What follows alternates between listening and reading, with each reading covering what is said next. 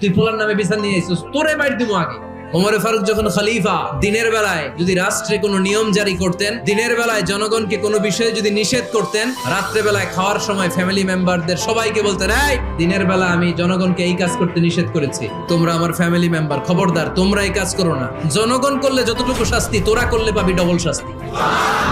আমাদের নেতারা ওই বাড়ির বিচার করে, ওই বাড়ির মাইয়ার বিচার, ওই বাড়ির পোলার বিচার, নিজের পোলা গাঞ্জা টানে আসরা নাই, নিজের মেয়ে অপরাধ করে আসরা নাই।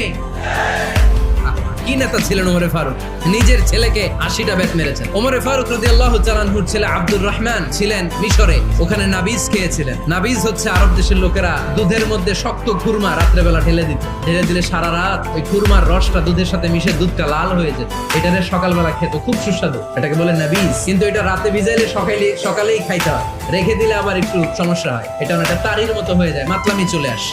তো ওমরে ফারুকের ছেলে